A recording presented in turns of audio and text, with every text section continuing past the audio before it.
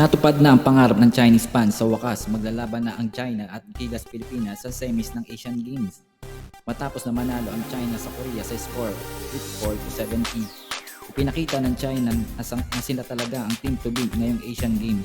Porsigido nga sila na makabawi sa masasakit na pagkatalo nila nung nakaraang FIBA World Cup, especially sa ating national team.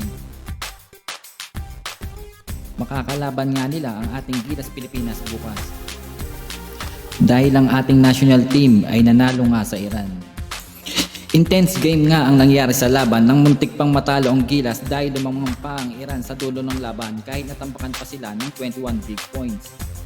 Nakalamang pa nga sila pero nagpapasalamat pa nga tayo kay Junmar Fajardo at Justin Brownlee na sobrang laki ng ambag sa kakatapos lang na laban.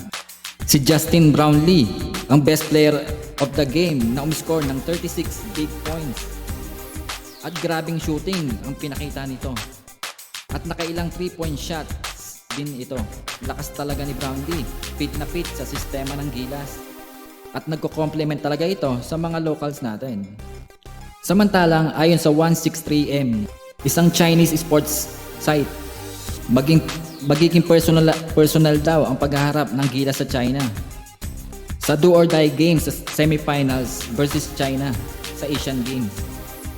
Ayon sa mga nababasa natin sa mga interview ng mga players ng China, matapos nilang talunin ng South Korea ay gigil nga sila makabawi sa Pilipinas dahil napakasakit nga ng pagkatalo nila sa Gilas sa nakaraang FIBA World Cup. Dahilan nga na maraming Chinese fans at galit na at ang iba ay naiyak na ng FIBA World Cup sa pagkatalo nila. At hiniling nga nila ito na sana magkaharap ang Gilas Pilipinas at China sa Asian Games na mangyayari nga ulit bukas dahil parehas nakapasok sa semifinals. Well, matira matibay kung hindi magpapatalo ang China, tsak na hindi rin magpapatalo ang Gilas Pilipinas. Dahil nga nakataya dito ang tsansang makuha ang gold at ang pride. Kaya suportahan natin bukas ang semifinals ng Gilas versus China. Kung gusto niyo updated kayo sa mundo ng basketball, subscribe to my channel, JB Sports. God bless.